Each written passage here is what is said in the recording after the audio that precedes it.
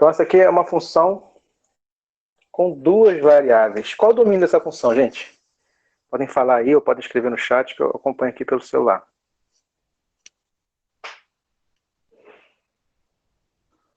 O domínio é todo R2? R2. Todo R2. Não tem restrição, não. Sem restrição, né? Beleza, isso aí. Então, o domínio dele é todo R2. E o gráfico de uma função no R2, a gente viu que não é mais uma linha, como é o gráfico de uma função com uma variável só. O gráfico de uma função com uma variável só é uma linha contida dentro do plano XY. O gráfico de uma função com duas variáveis vai além de uma linha, né? É uma superfície, é uma casca. Tá claro? Essa ideia? E essa superfície, ela não cabe dentro do plano XY. Ela está também numa dimensão acima. É uma superfície no R3. Ok? Então, enquanto a gente analisava funções com uma variável só, o gráfico era uma linha, a gente buscava identificar se ela tem pontos de máximo, pontos de mínimo, e esses máximos e mínimos poderiam ser locais ou poderiam ser absolutos. Por exemplo, aqui esse esboço que eu fiz aqui na tela, rapidinho, já vou apagar. É um exemplo de um gráfico de uma função com uma variável só, é uma linha, que tem um ponto aqui que é máximo, mas é máximo nesse entorno aqui, máximo aqui local, que a gente fala, né? Não é isso? E aqui eu tenho um ponto de mínimo, por exemplo, que também é um ponto de mínimo local. E esse máximo local aqui, eu posso falar que ele é máximo absoluto ou não? Ele é simplesmente um máximo local.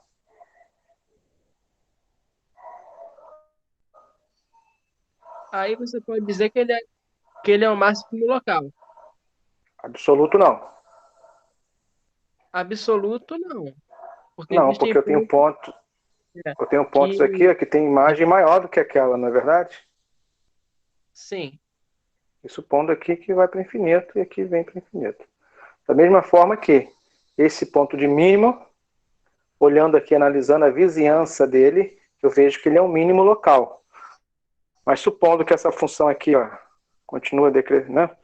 Tem imagens menores do que esse ponto, então ele é apenas um mínimo local, mas não é um mínimo absoluto. E como é que você analisava, né? Essa é uma análise gráfica, mas a gente poderia também chegar nesses pontos fazendo uma conta. Lembra do processo? Qual é a conta que você já fez lá em cálculo 1 para você identificar esses pontos e classificá-los como máximo local ou mínimo local? A conta é parecida, né? O que a gente vai fazer aqui no R2. O primeiro passo é você identificar os pontos críticos. Lembram disso? Ponto crítico é ponto onde não tem derivada, são as quinas, ou pontos onde a derivada é zero. Zero. Pontos onde a derivada é zero, quer dizer que graficamente a inclinação da reta tangente nesse ponto, ela é zero. A inclinação da reta é nula, ou seja, a minha reta é uma reta horizontal. Então, pontos de máximo e mínimo locais são pontos que ocorrem onde a reta tangente tem inclinação zero. São pontos onde a reta tangente é horizontal. Isso é verdade. Aqui. A gente pode verificar isso no gráfico. Tanto ponto de máximo quanto ponto de mínimo ocorre onde a reta tangente, aquela reta que se confunde com o gráfico, né, ela é horizontal. Então, se você deriva igual a zero, você acha os pontos críticos. Aí depois você faz um estudo, que pode ser a derivada primeira ou a derivada segunda. Se você fizer o teste da derivada primeira, você analisa a derivada. Se antes é negativa e depois é positiva, quer dizer que antes a função é crescente e depois a função é decrescente. Então aquele ponto crítico é máximo. Classificou ele pelo teste da derivada primeira. Se antes a derivada é negativa e depois a derivada é positiva, então esse ponto é mínimo. Você classificou ele como através do teste da derivada primeira. ou você poderia estudar a derivada segunda. Você calcula a derivada segunda desse ponto e observa que a derivada segunda no ponto crítico é negativa. E enquanto a derivada primeira te diz se a função é crescente ou é decrescente, o sinal da derivada segunda te informa outra característica do gráfico. Vocês lembram qual é?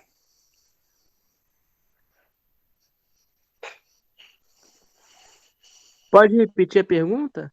Enquanto o estudo da derivada primeira te diz se a função é crescente ou decrescente, o estudo da derivada segunda te diz outra característica do gráfico. Assim, é sobre a concavidade. Exatamente.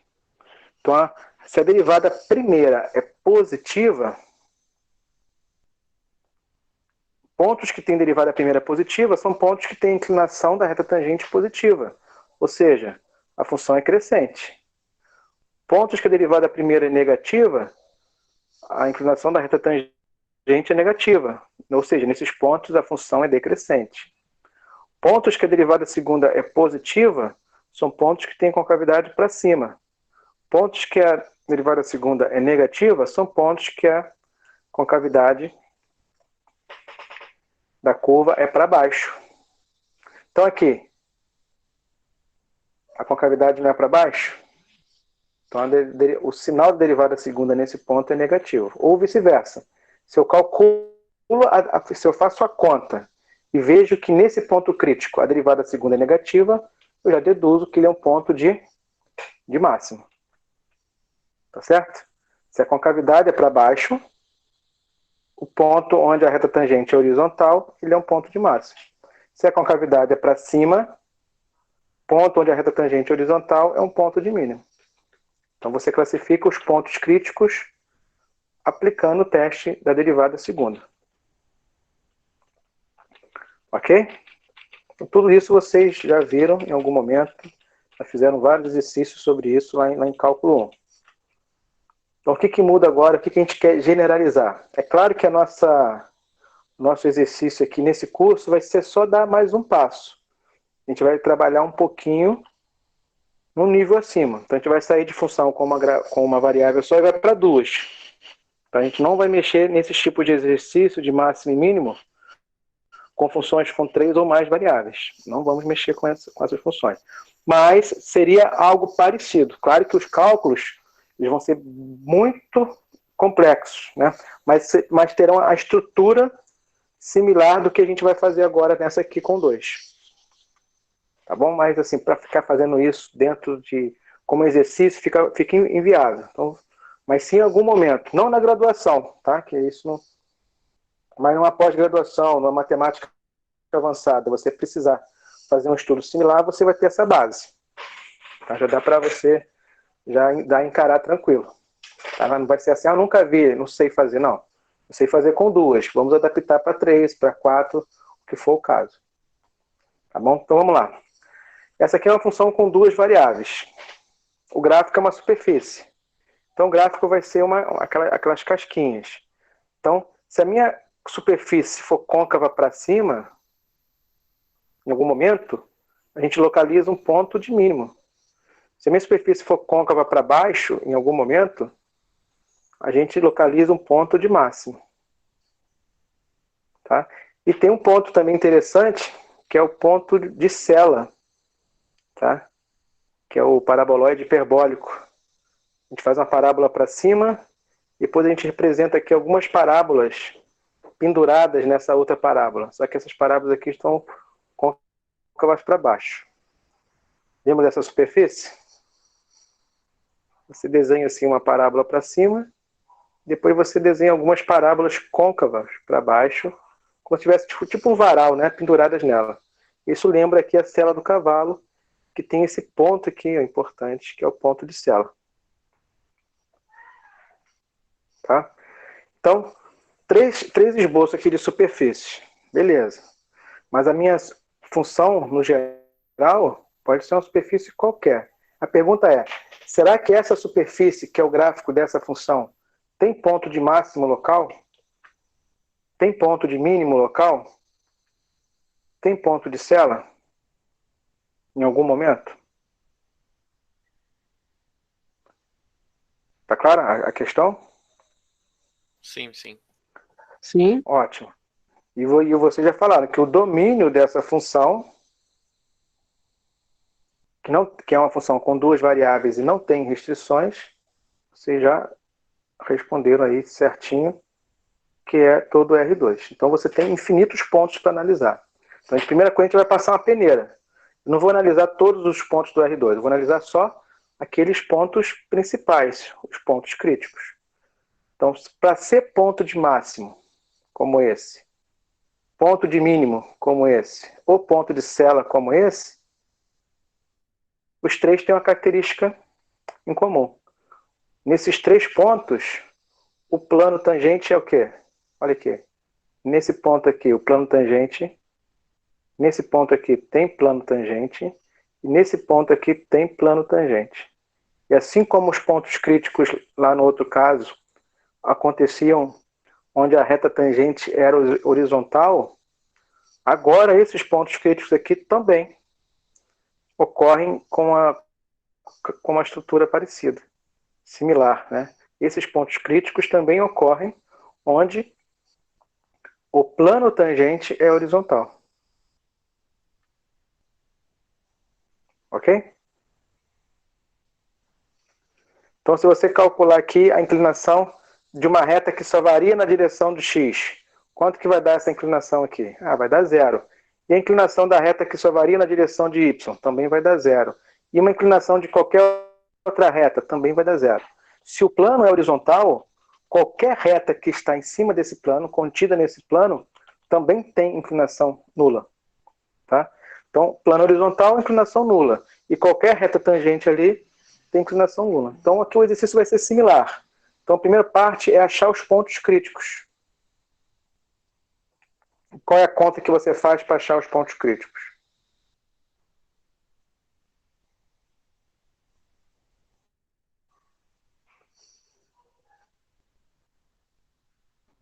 Calcula as derivadas de primeira ordem e iguala a zero, né? Você Você, vai. você, você no caso, trata do vetor gradiente. Isso aí. Então, antes você derivava e igualava a zero. Agora você vai fazer algo parecido. Só que você não vai derivar. Antes você tinha só uma derivada, agora você tem duas. Então você vai calcular o vetor gradiente igualar a zero. Claro, nesse caso aqui, o nosso vetor gradiente tem duas componentes. Então, o derivar e igualar a zero, o que antes era resolver uma equação, agora é resolver duas equações ao mesmo tempo, que nada mais é do que resolver um sistema. Ok? Então, pontos críticos são pontos onde não tem derivada ou pontos onde a derivada é igual a zero. Aqui nós estamos procurando pontos críticos com essa característica. Vou derivar e vou igualar a zero. Se a minha função tivesse três variáveis, a ideia seria a mesma, só que a conta teria um grau de dificuldade maior, percebe? Qual seria a diferença aqui na conta? Se a função tivesse três variáveis, o meu vetor gradiente teria três componentes. As três iguais a 0, 0, 0. O meu sistema, então, seria um sistema com três equações. Tá? A gente não vai mexer com esse tipo de exercício, mas só para você ver que tem a estrutura, né? A estrutura é bem similar. Até aqui, gente, alguma pergunta?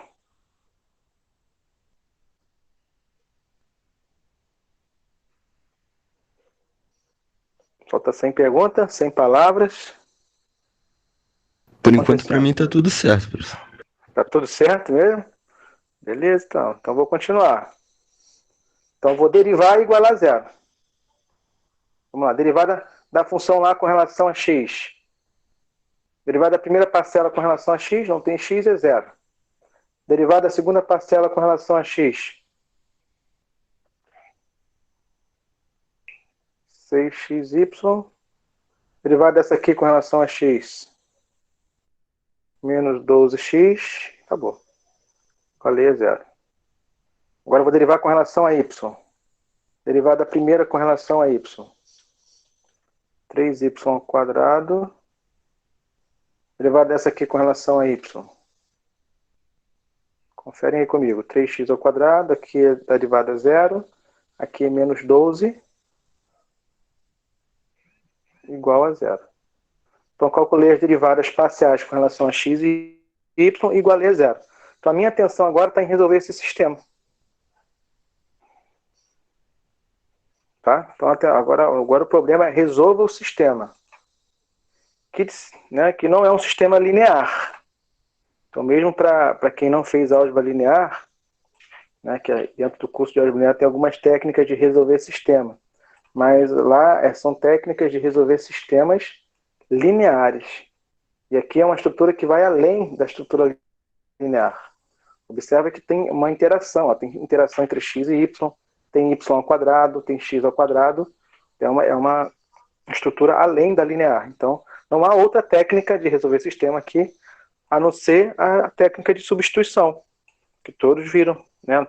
Lá no ensino médio mesmo, vocês já viram lá como resolver sistema pela técnica de substituição. Você vai isolar uma incógnita em uma das equações e substituir na outra. Beleza? Aqui, se você quiser, você pode dar uma simplificada no sistema. Por exemplo, a primeira equação você pode simplificar por 6. E a segunda equação você pode simplificar por 3.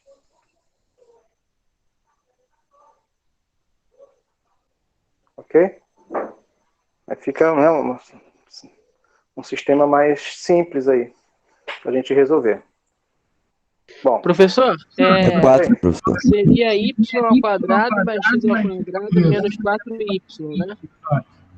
isso. Obrigado, gente. Estou escrevendo uma coisa pensando em outra. A mão vai automática. Obrigado. Show. Simplifiquei por 6 a primeira, tá certo? Simplifiquei por 3 a segunda. Deixa eu deixar registrado aqui. Depois eu vou salvar o PDF. Simplificar por 6.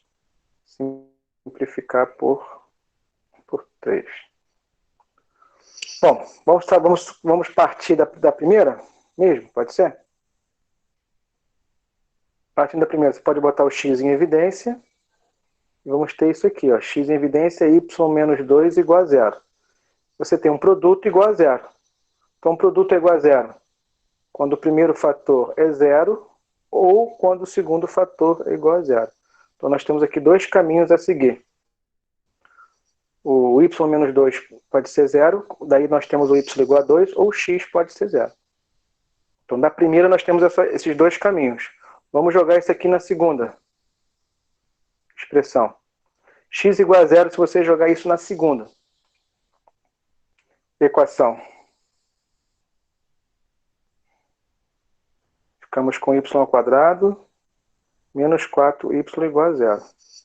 Que cai numa equação de segundo grau incompleta. Tá? Se eu chegar a tela aqui para baixo, a minha atenção está toda aqui. Ok?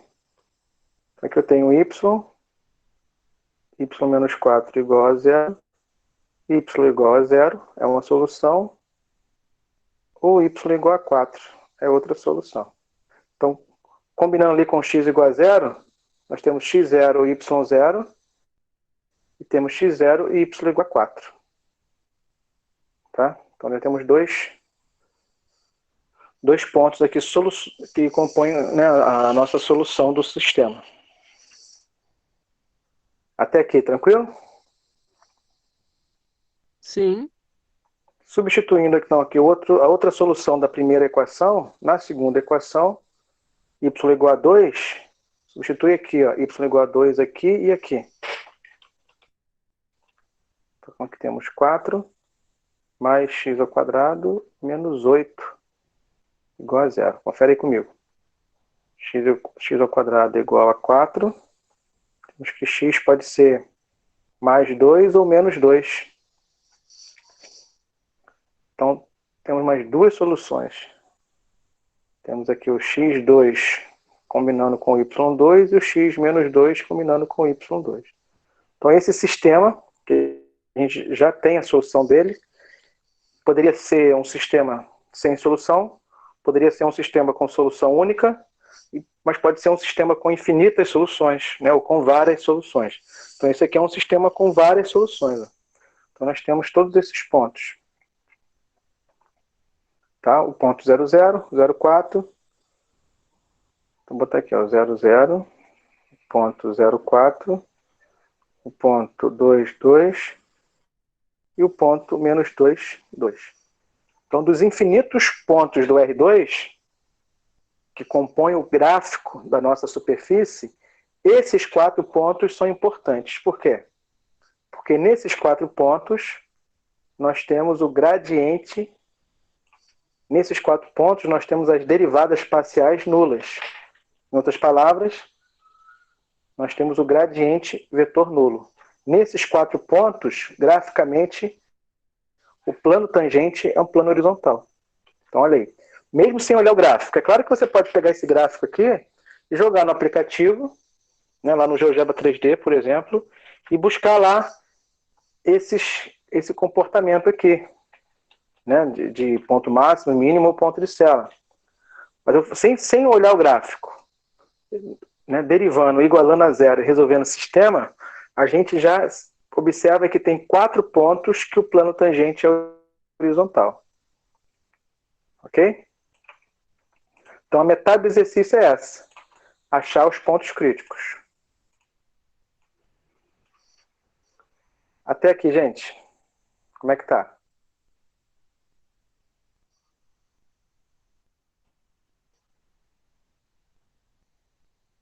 Tá bem. Deriva e iguala a zero. Deriva e, né, iguala a zero e resolve o sistema. Então, primeira metade do exercício é essa, achar os pontos críticos. E a outra metade? A outra metade é, supondo que a gente não está vendo o gráfico, tá? Classificá-lo como máximo, mínimo, ponto de cela. Cada um desses. E como é que a gente classifica os pontos em máximo, mínimo ou ponto de cela? Aplicando o teste da derivada segunda. Tá? Agora a gente não tem mais o teste da derivada primeira. Porque o teste da derivada primeira pressupõe que eu sei que o ponto tal tem reta tangente horizontal, antes é crescente, depois é decrescente. Ah, então esse ponto é máximo. Mas esse antes e depois só existe no R2. Se eu estou no R3, o que é antes e depois aqui? Daqui para cá é antes e depois? Entrando na tela é antes e depois? Entende? Então, assim, o teste de derivada primeira, ele fica assim um pouco, né, solto demais. Então a gente vai direto para o teste de derivada segunda. Pontos que tem a derivada segunda, positivo ou negativo, vão me ajudar a identificar se é um ponto máximo ou mínimo ou ponto de cela. Então a gente vai direto para o teste da derivada segunda. A questão é, uma função com 2 variáveis tem quantas derivadas de segunda ordem? Lembra? Tem 4.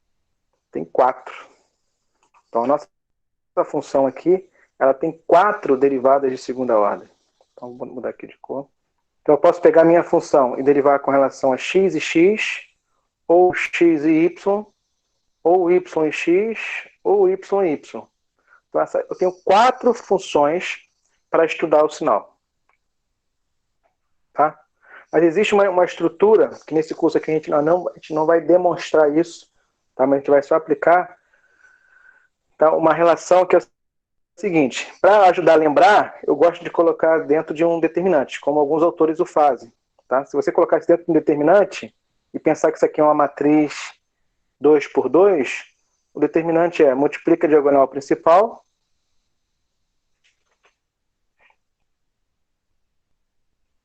menos multiplica a diagonal secundária. Tá? Que é uma função que depende de 2 variáveis. Tá? Isso aqui é uma função, alguns autores vão chamar de função D, porque se inspirou aqui no determinante, mas ela sintetiza em uma única expressão as 4 funções derivadas segunda. Tá? Outros autores chamam essa função de função H, porque chamam ela de função hessiana. Tá bom? Mas a ideia principal é essa, é uma função que resume dentro dela as 4 derivadas de segunda ordem. Então, para cada ponto crítico, a gente vai calcular a função D de cada um deles. É isso que eu quero resumir aqui. Ó. Então, eu vou organizar aqui dentro de uma tabela. Eu quero saber se cada ponto crítico desse tem função D positiva ou negativa. Então, eu vou calcular essa função D primeiro. Depois eu venho aqui e vejo se é positivo ou negativo. Tá bom? Então, aqui eu tenho as derivadas de primeira ordem. Eu vou copiar lá para outra tela, só para a gente derivar de novo. Vou colocar aqui no cantinho, deixa eu ver se cabe. Então tá aqui, ó. Aqui eu tenho a derivada de primeira ordem. Deixa eu apagar aqui.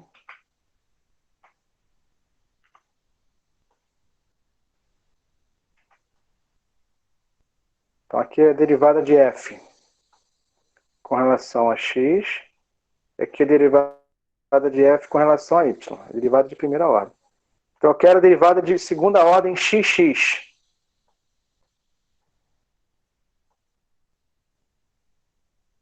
A função d vai ser... Como é que você calcula essa expressão aqui? A derivada de segunda ordem xx. Você pega a função que você já derivou com relação a x, deriva com relação a x de novo. Tá? Deriva isso aqui com relação a x mais uma vez. Vai dar quanto? 6y menos 12. E se você pegar ela e derivar com relação a y?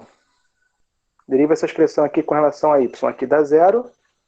Se preocupa só com essa parcela. Derivada com relação a y, 6x. Vou derivar agora, calcular a derivada de segunda ordem, yx. Você vai pegar essa que você derivou com relação a y e vai derivar com relação a x. Aqui dá 0, aqui dá 0. Se preocupa só com a derivada dessa parcela, que é 6x. Essa aqui coincidiu com essa. Foi realmente uma coincidência ou vai ser sempre expressões iguais? Eu acho que quase sempre serão iguais. Não sei se tem alguma exceção. Isso, é quase sempre mesmo, tá? Modelo de função contínua. Existe... Isso, se a derivada de segunda ordem, né, se elas forem contínuas, elas são iguais. Existe um termo que fala que elas são de classe C1. Aliás, C2. O que é uma função de classe C2? É uma função que a original é contínua, a primeira geração dela de derivada são todas contínuas, e a segunda geração dela de derivadas são todas contínuas. Lembra um diagrama de árvore que eu fiz com vocês? A função original, aí deriva com relação a x e y, aí calcula as derivadas segundas. Xx, xy, não foi? Então, a original é contínua. As derivadas de primeira ordem é contínua. E as derivadas de segunda ordem também são contínuas. Então, quando você tem garantia que a original, as derivadas primeiras e as derivadas segundas são todas contínuas, a gente fala que é uma função de classe C2. Classe C1, quando você pode garantir que até a primeira geração ela é contínua. Classe C2, quando você pode garantir que até a segunda geração ela é contínua. Então, funções de classe C2 são funções que a original é contínua, derivadas de primeira ordem são todas contínuas, e a derivada de segunda ordem também são todas contínuas. Então, toda função de classe C2 ela é de classe C1? Toda função de classe C2 ela já é automaticamente de classe C1. A função exponencial, por exemplo, elevada a x, você pode derivar ela infinitas vezes, que vai ser ela mesma, e ela é contínua. Então ela é de classe C infinito. Tá? A original e todas as suas derivadas existem e são sempre contínuas. Então, se ela for contínua, olha aqui, não importa a ordem que você derive.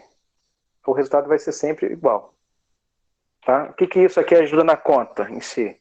Se eu já calculei essa, vejo que é um polinômio. Olha aqui, é um polinômio. Eu sei que é contínuo. Então eu já sabia que aqui também é 6x.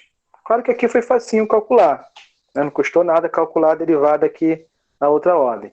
Mas pode ter um caso em que você usar essa informação vai economizar um tempo enorme aí de contas.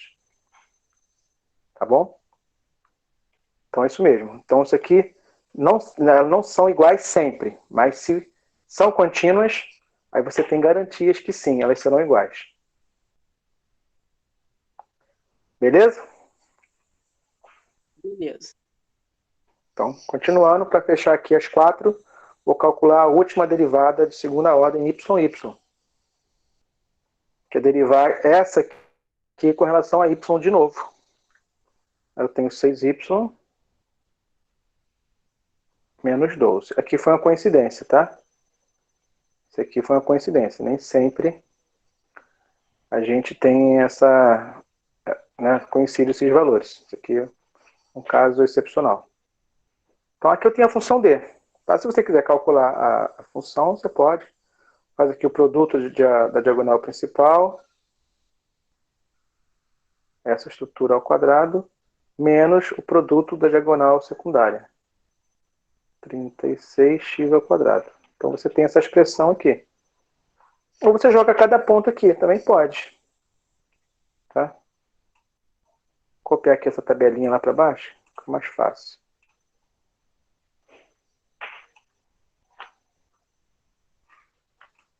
Então aqui, ó.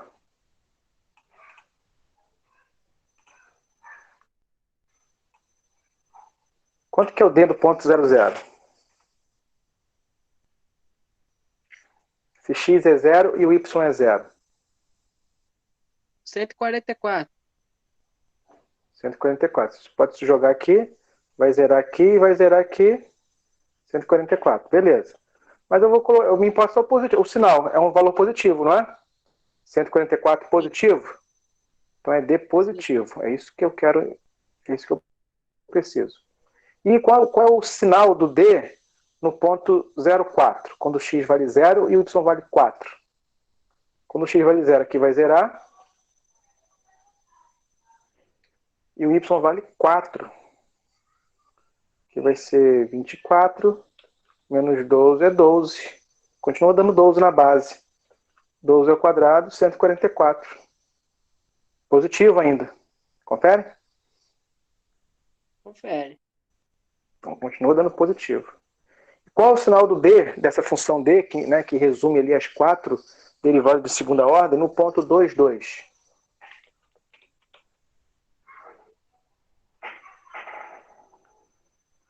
Quando o x... Quando o y aqui é 2, aqui vai dar 12, 12 menos 12 é 0, então aqui vai zerar. Então aqui zerou. E aqui é 2, não precisa nem fazer a conta, né? 2 ao quadrado é 4, vai dar negativo. Isso aí. E menos 2, 2. Que também zera. O x vale menos 2. Ao quadrado continua... Vai continuar não, né? Fica positivo. O resultado professor. que continua negativo. Zero não, professor. 6y menos 12. O x Ali vale no menos y 12. não zero. Ah, não. Zero assim.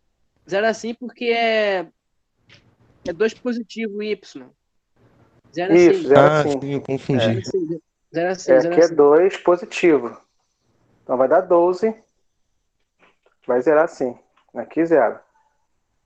Tanto aqui, ó, quanto aqui, o y é positivo. Então zerou. A minha tensão está aqui na segunda parcela. Não importa o sinal do x. O x pode ser positivo ou negativo. Tá ao quadrado, o sinal aqui permanece negativo. Ou seja, o sinal do d nesses dois pontos é negativo. Então é isso que a gente queria. Calcular a função d, essa função que envolve as 4 derivadas de segunda ordem, e para cada ponto crítico que nós encontramos, aqueles pontos onde o plano tangente é horizontal, agora eu já sei se o d é positivo ou negativo. Então essa é a parte do cálculo. O próximo passo é interpretar. Mas antes da gente ir para a interpretação, como é que tá os cálculos aqui? Tá tranquilo? Tranquilo. Tá tudo bem até aí. Foi, Fernando, ok. Os demais, alguma pergunta com relação ao cálculo? Derivada de novo. Então, vou continuar. Então, vamos para a interpretação. O que quer dizer o D positivo? Um mínimo Eu já local. falei lá no... D positivo, D negativo.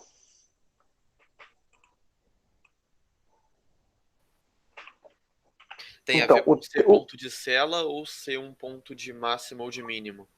Eu só não sei qual é qual. Isso, então. O D positivo e o D negativo, ele tem a ver com uma interpretação aqui. Deixa eu voltar a tela aqui com vocês. Nesses três casos. Aqui.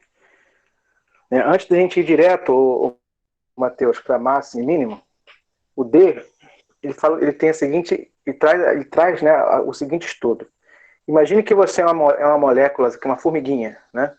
Se você deslizar por essa superfície nessa direção e sentido, a concavidade é para cima.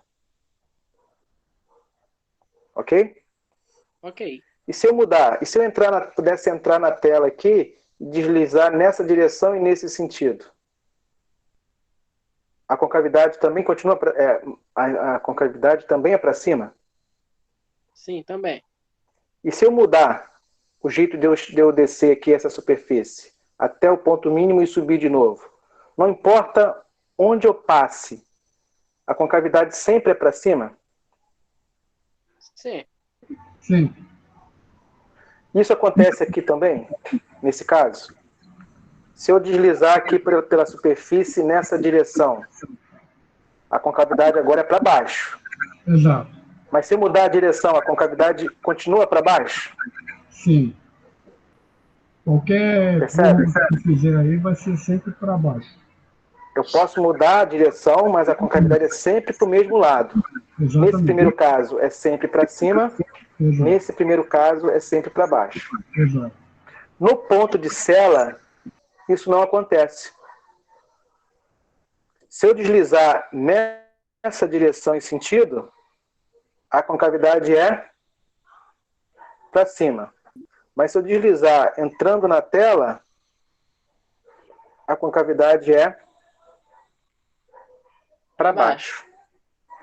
Então, essa interpretação, né, de ser o seguinte: se eu mudo a direção e a concavidade é sempre para o mesmo lado, tanto faz se é sempre para cima ou sempre para baixo. Isso aqui está relacionado ao D positivo. O D positivo traz esse significado.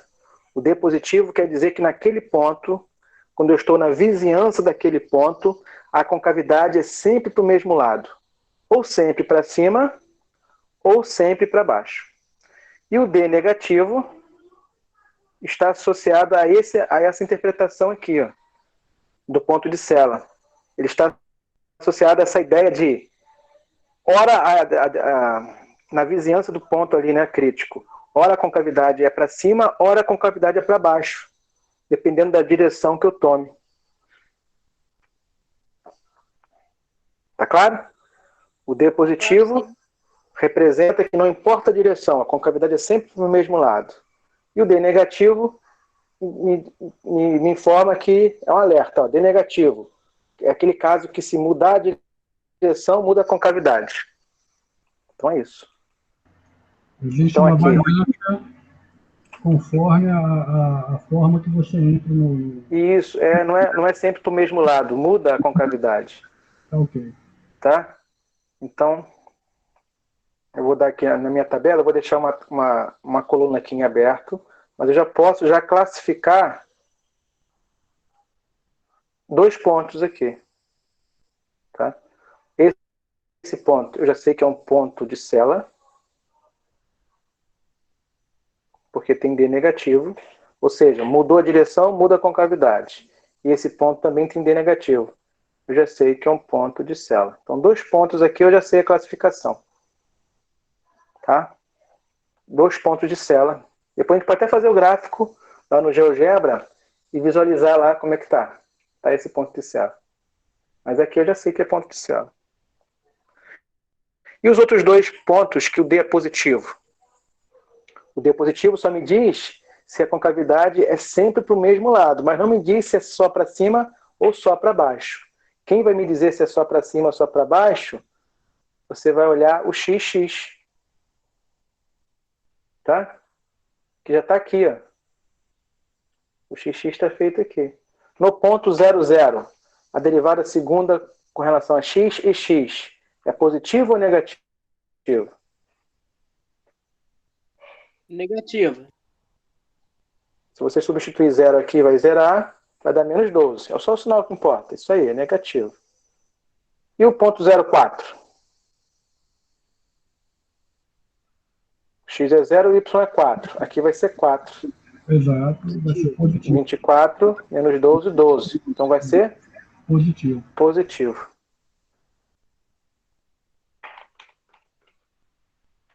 Então aqui nós temos 2 pontos de célula já identificados e 2 pontos que podem ser máximo ou mínimo. Mas quem vai dizer se é máximo ou mínimo vai ser o XX. Aqui está dizendo que a derivada XX é negativa. Ora, a concavidade é para cima ou para baixo? Para baixo. Para baixo. Então esse ponto vai ser máximo ou mínimo? Máximo. Se a concavidade é para baixo, Máximo, esse é ponto máximo. é máximo. Máximo. Em todas as direções são para baixo. Tá? Esse que está dizendo ali. Então ele é um ponto de máximo. Aqui eu tenho um ponto de máximo local. E aqui, a derivada segunda é negativa. Aliás, positiva. Quer dizer que a concavidade é para cima. E não importa a direção, sempre para cima. Tá? Ou seja, aquele ponto crítico é um ponto de mínimo.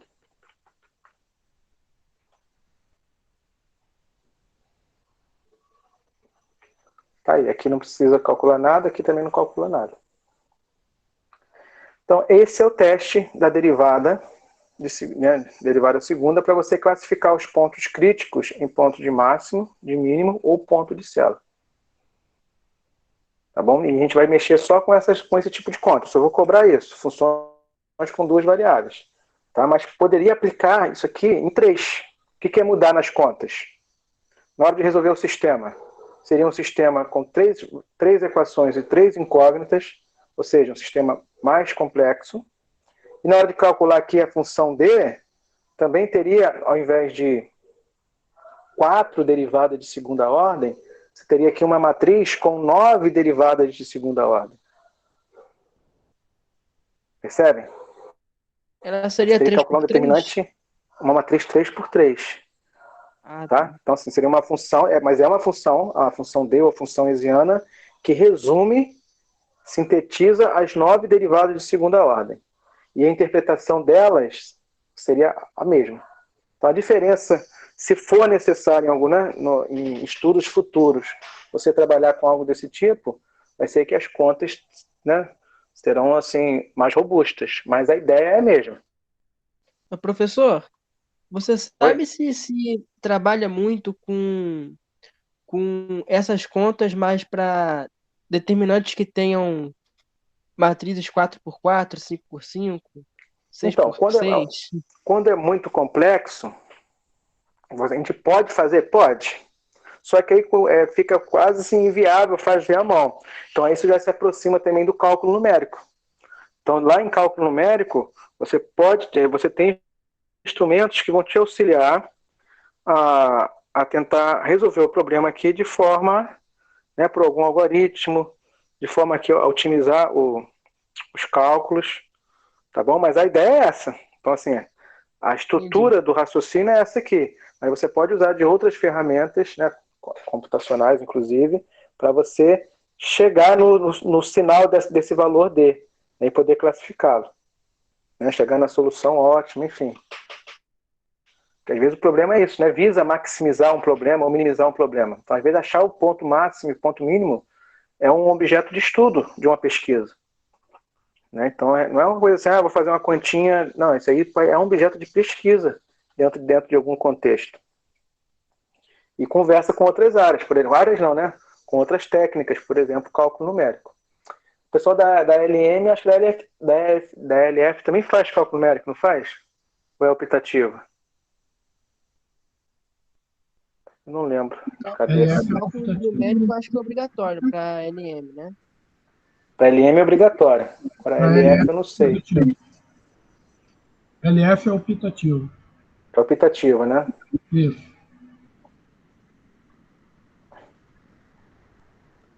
Ok. Tá bom? Então aqui é um exemplo então, de achar máximo e mínimo ou ponto de célula. Vê se alguém tem alguma pergunta com relação a esse aqui, ou a gente pode fazer outros. Não, a princípio não ficou legal. Ficou Oh, bem detalhado, bem explicado. beleza. O Matheus tinha pedido para a gente fazer o 13.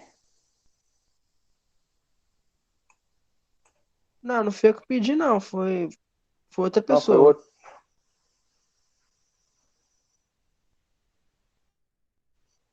Não foi o Paulo, acho que foi o Paulo. Eu acho que foi Paulo Amaro. Foi ele o mesmo. exercício 13, professor. Isso. Vamos fazer o 13? Deixa eu ver aqui qual Vamos. que é.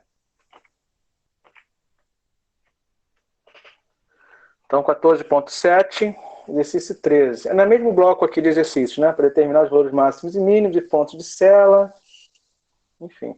Gente, também tem a questão de fazer isso aqui no aplicativo. Querem dar uma olhada no aplicativo? Pode ser? Pode ser, professor. Antes da gente passar lá para o outro, não sei se alguém já teve a curiosidade aí de olhar no GeoGebra. Como é que é o gráfico dessa função? Porque isso a gente ainda pode, né? Claro, se você trabalhar com funções com mais de 3 variáveis, aí só fica realmente com resultado algébrico. Deixa eu colocar aqui minha tela para vocês acompanharem.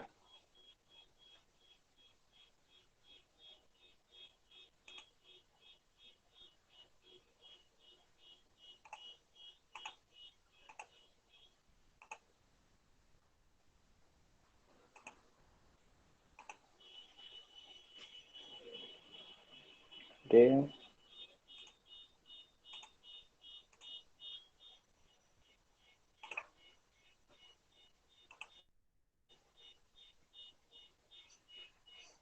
Quem fala para mim a função, por gentileza?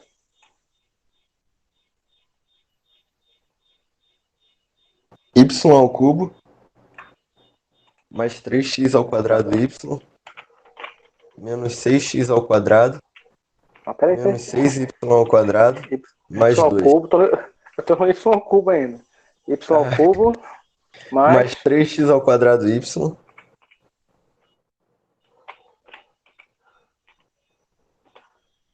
menos 6x ao quadrado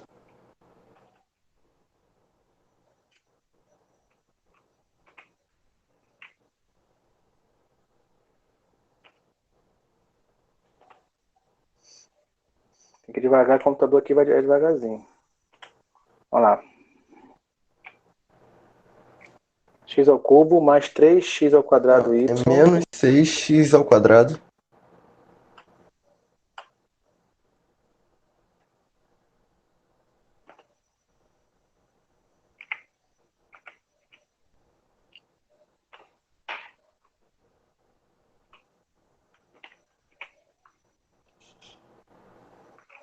Isso. menos 6y ao quadrado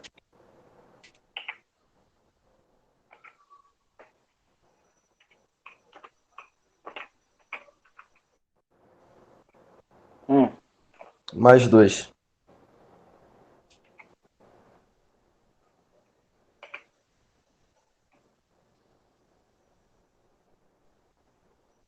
Cadê? Tentar mexer aqui, vamos ver se viu. Então eu posso mexer também na escala, né? Ele tem várias partes, tá vendo? Eu posso me afastar aqui da origem para poder enxergar ele de longe, mas aqui a gente já consegue visualizar um ponto crítico. Percebe? Tem uma parte aqui, ó, descendo, uma parte aqui quase vertical, 3 partes aqui que parecem verticais, né? Mas não é porque é uma função. Mas aqui eu tenho um ponto crítico aqui, ó. Que acontece lá na direção da origem, no ponto 00. E esse ponto aqui, visualmente, a gente observa que ele é um ponto de máximo local. Está de acordo com as nossas contas? A direção do ponto 00 está aqui, ó, x0, y0, o z vai ser 2. Nesse ponto aqui nós temos um máximo local. Está de acordo, não está? Sim, sim.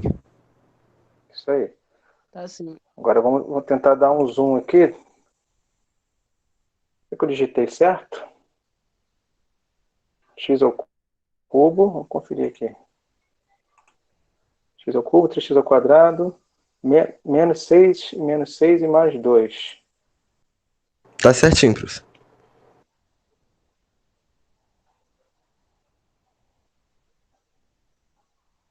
Isso.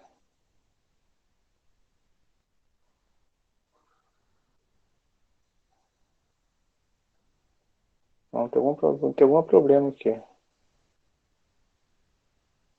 É porque tá embaixo, professor. Tá lá Oi? embaixo no eixo Z. Não, mas a gente vai para visualizar aqui pela nossa escala. Já era para estar visualizando aqui alguma coisa. Quais são os outros pontos que a gente viu? 0 menos 2 2 e menos 2 é a célula. 2 menos 2 e 0 e 4, não foi? E o X0, 00? Y4. E o 0, então, 00 eu estou aqui visualizando que realmente é o máximo. Tá ok. Tá aqui. Agora o 2 menos 2 está aqui, dentro da... Tem que me afastar, né, do... Tentar aqui me afastar.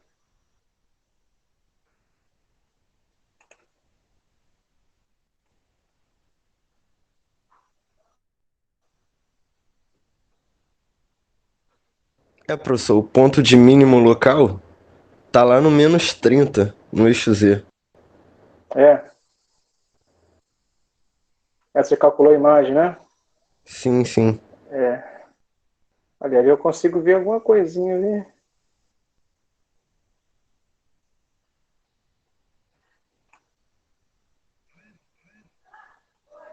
Ele faz uma... Consegue... A escala que está muito... Na verdade, é difícil visualizar, mas está aqui. O ponto de célula, os dois pontos, ele é torcido, como se fosse ele é torcido, né? Em algum ponto aqui, ó.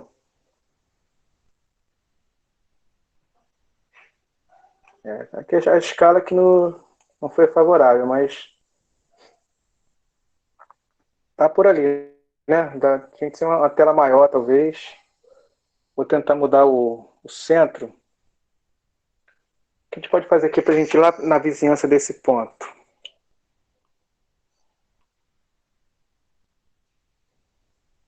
Que esse eixo aqui tá em 00, né? Eu gostaria... Qual a altura que tá, que você falou? O ponto? Você calculou aí? O 0,4? Menos 30, professor. Menos 30? O que a gente pode fazer na expressão aqui para a gente poder colocar esse menos 30 aqui em cima? Gostaria de pegar esse gráfico dessa superfície e arrastá-la para cima 30 unidades.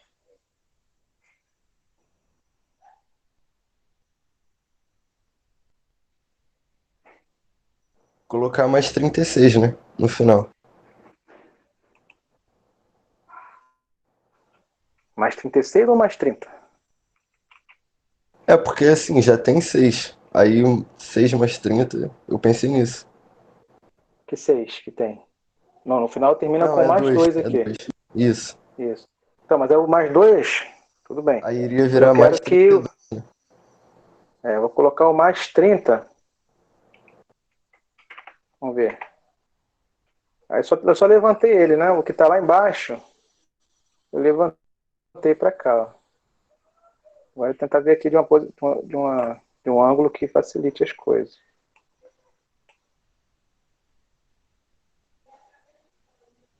Eu gostaria de visualizar o comportamento de ponto de sela e visualizar ali a superfície, né? Que define um ponto mínimo, que a gente já tinha visto.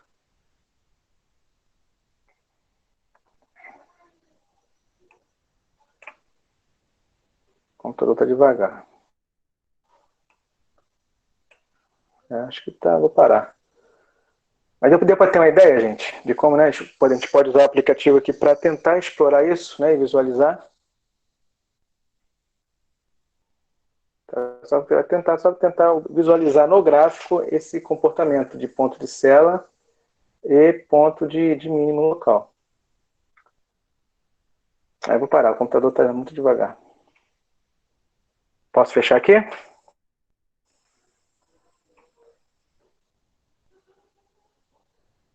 Pode. Pode deixar aqui, vamos passar lá para o próximo problema. Isso, vamos lá para o outro. Beleza.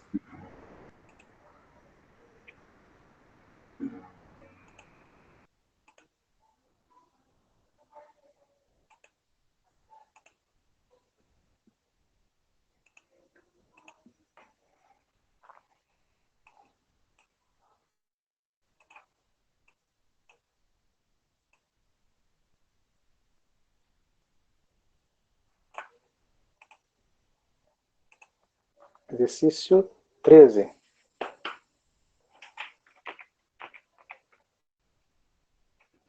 Esses três envolvem exponencial e cosseno. Bonito, né?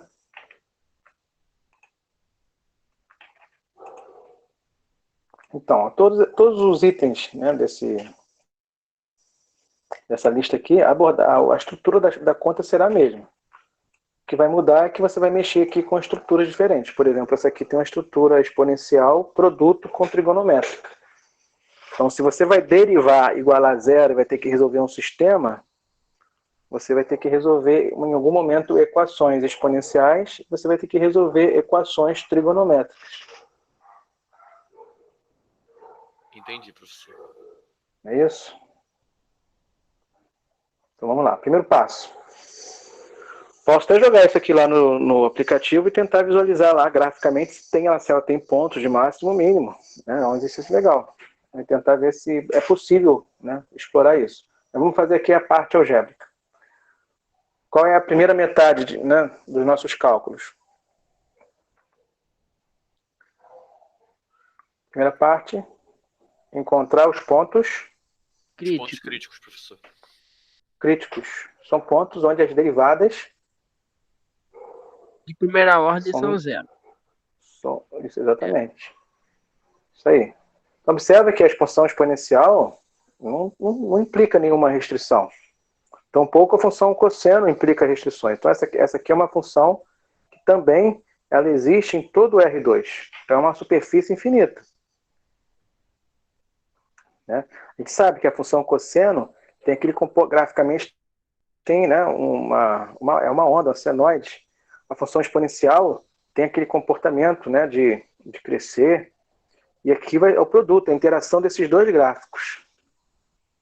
Já pensaram o que pode acontecer quando você interage, né?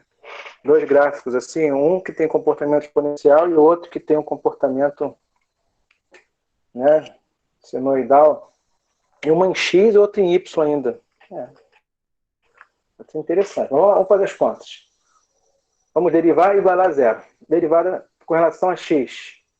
Aqui não tem x, você trata como constante. Vou repetir a função cosseno e vou me concentrar só nessa parte aqui. E a derivada de e é e mesmo. Acabou. A derivada com relação a x é essa. A derivada de e com relação a x é e com relação a x e repete a constante, que está multiplicando. Tá certo? Certo. E a derivada com relação a y?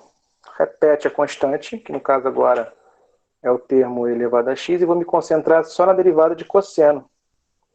Derivada de cosseno é menos seno. Então aqui eu tenho as duas derivadas. Vou igualar a zero. Resolvendo o sistema. Esse produto é zero. Isso aqui vai ser zero somente quando o cosseno for zero. Porque eu sei que a função exponencial nunca é zero.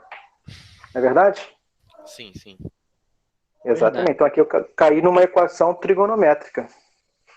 Equação trigonométrica eu resolvo olhando o círculo trigonométrico. Então eu tenho um círculo trigonométrico de raio 1 e sei que todos os arcos cuja projeção no eixo x é zero irão compor a solução desse problema. Tá? Então aqui todos os arcos que a projeção é zero vai compor. Então, por exemplo, aqui o π sobre 2 e o 3π sobre 2, e todos os arcos congruentes compõem a solução. Não é isso? Esses são os arcos cuja projeção lá no eixo x é zero. Faz sentido? Então, y é igual a Sim. π sobre 2 Mais capi? mais kπ, exatamente. Então, eu não tenho uma solução, mas eu tenho infinitas soluções. Tá? E de forma independente, né? Ah, não, deixa eu ver aqui, peraí. Independente não. Se eu substituir esses valores aqui na segunda, porque é o y, né? Se eu substituir esses valores na segunda, a gente vai encontrar e elevado a menos x vezes seno de y. Só que o y são esses valores. É π sobre 2, é verdade? Mais kπ igual a zero. Isso aqui nunca é zero. Tá? Sempre diferente de zero. E isso aqui vai dar zero? Também não. Porque o seno de π, eu sei que é 1. E o seno de π mais kπ é menos 1. Isso aqui vai estar sempre 1 ou menos 1.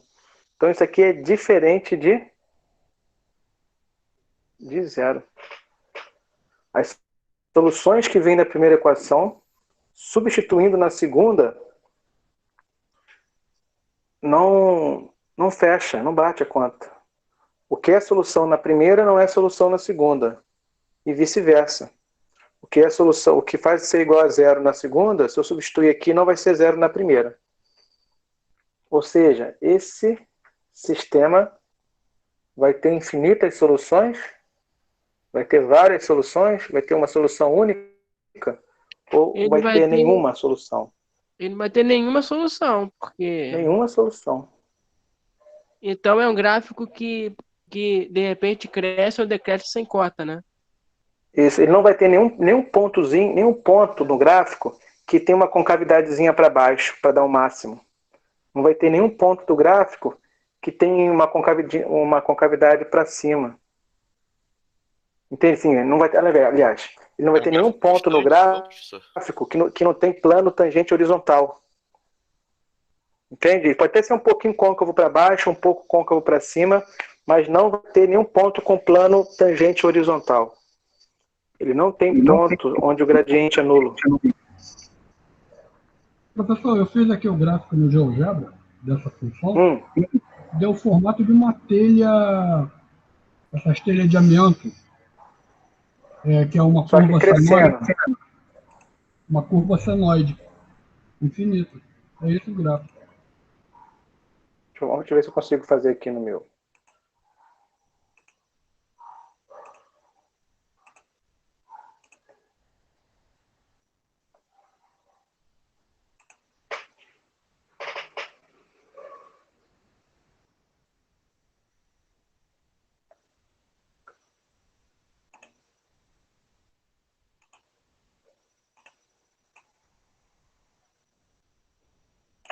Olha aí. Ajudem, vou botar aqui, ó. Z igual, vamos ver se vai. E elevado a x, não é isso? Aí, se fosse só E elevado a x, seria isso, ó. Uma rampa infinita, né? Realmente, uma rampa infinita não tem planos tangentes horizontais, não tem máximo, mínimo, absoluto ou local. Mas está interagindo com o cosseno de y.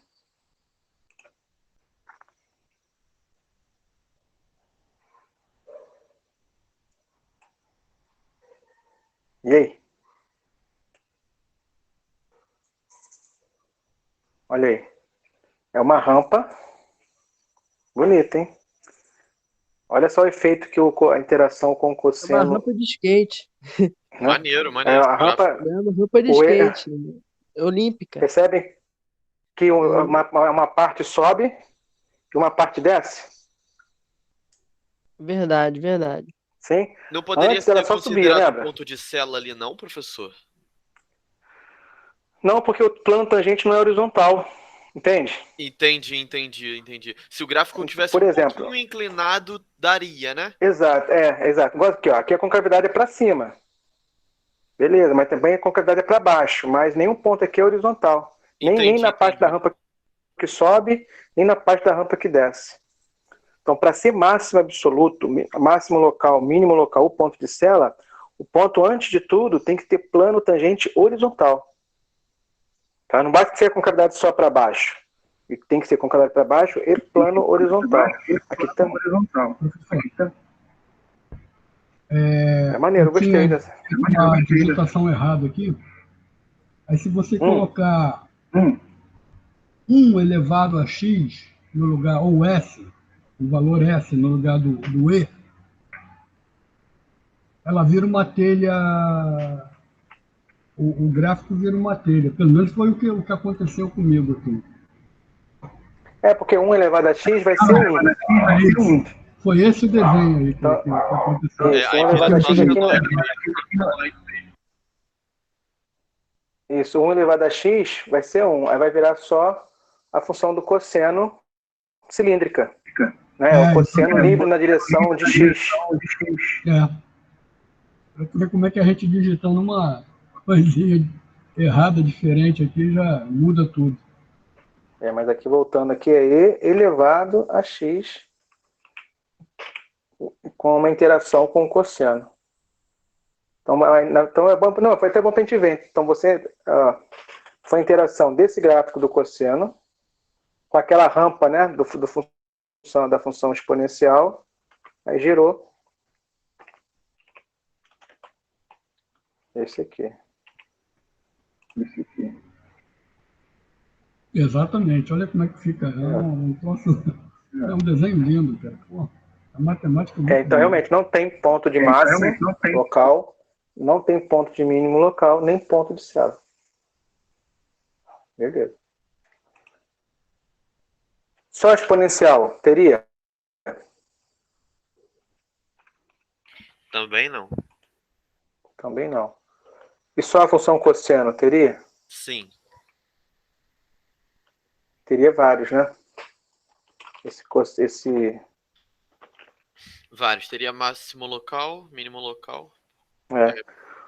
Todos estes pontos que estão aqui são pontos aqui. Se eu pensasse na função senoide, né, na onda, cada topo da onda ou cada ponto mínimo da onda e todos os seus, né, correspondentes aqui compõem pontos de máximo locais e mínimo locais. Tem infinitos. Só no fundo aqui de uma calha tem infinitos pontos de mínimo locais. Em cada calha tem infinitos pontos de mínimo locais e máximos locais também. Aí seria o contrário, teriam infinitos pontos. Beleza? Beleza.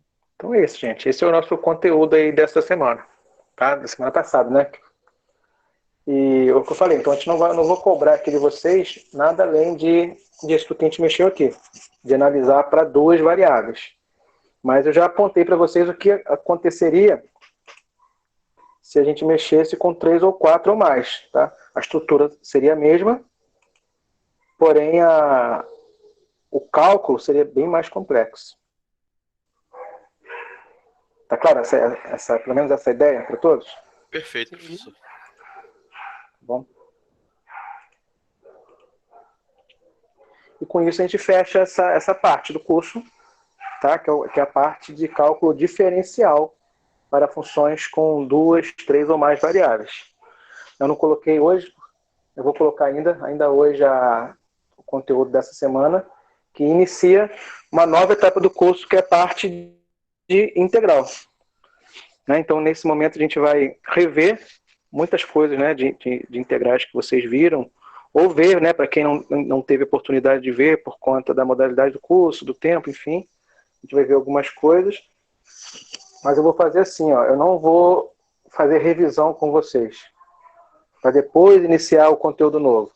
Já vou divulgar o conteúdo novo, mas eu estou aberto para em qualquer momento, aqui nos nossos encontros, né, ou para tirar dúvida também no grupo, para a gente parar e explicar uma técnica de integração, né, uma coisa ou outra. Sim, professor, tem sido bem claro. Tá Eu bom? lembrava muitas coisas de cálculo, que eu fiz cálculo tem um tempinho, cálculo 1 no caso, e tem sido bem bom, sabe, essas pequenas revisões, por exemplo. Isso. Porque às vezes assim, a gente como professor, né, vocês também, a gente fala assim, não, vou dar uma revisão primeiro para depois continuar. Dependendo do cenário, é válido. Mas assim, eu vejo que pelo nosso, até para tentar otimizar o tempo, assim, vamos dar um pontapé inicial, vamos continuar caminhando, e no caminhar a gente vai lembrando, sem problema.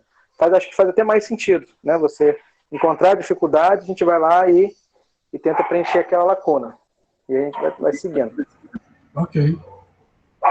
Podemos continuar assim? Essa metodologia? Ok. Então, combinado. Por mim pode, eu não posso falar por todo mundo. Tá. Eu tenho um videozinho também, desses vídeos que eu boto lá com a explicação, que eu falo de algumas integrais assim imediatas. Tá? Porque qual é a expectativa, né? A expectativa é que dentro do cálculo, né, e principalmente vocês, né, que tem, apesar de licenciatura ser uma área de humanas, mas a gente tem muita disciplina da área de exatas, vocês têm de saberem de algumas integrais para resolver na hora.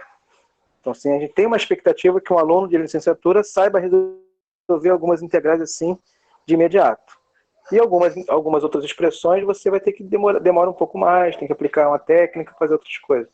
Então, eu vou divulgar também um videozinho lá com algumas dicas para você ampliar o leque de funções que você, né, possa fazer assim na hora. Né, que pode ser útil em algum momento. Beleza? Beleza. Perfeito, professor. Então é isso, gente. Tem mais alguma coisa que gostariam que a gente fizesse aqui? Todos agora. Vocês que mandam. Por mim tá legal. Por mim tá tudo bem. Tá legal? Também, por mim tranquilo. Então vamos fechar. Então agradeço aí a participação de vocês. O que colocou parece uma aberração ao gráfico, né? Agora estou vendo aqui o comentário. Ah, tá. Então, beleza, gente. Obrigado aí pela participação. Tá bom? Boa semana de estudos. Vou estar divulgando, né, as aulas dessa semana e a atividade de amanhã. Fiquem atentos aí com o tempo, né, com o prazo de entrega. Mas vai ser uma atividade mais simples, né, mais rápida, assim, para resolver, que vai ser só uma questão como essa, de máximo e mínimo. Sim, professor. Ainda bem que amanhã eu vou trabalhar 12 horas seguidas. Aí eu fiquei meio preocupado. Beleza. Não, porque a prova costuma trazer mais questões, né? Entendi. De 2, 3 semanas anteriores. Agora, as próximas atividades, teste, lista, são questões assim da semana mesmo, que a gente aborda. Valeu, gente. Obrigadão. Grande abraço. Valeu, galera. Boa noite aí a todos. Valeu, boa noite. Boa noite. Até a próxima. Valeu. Grande abraço. Boa noite.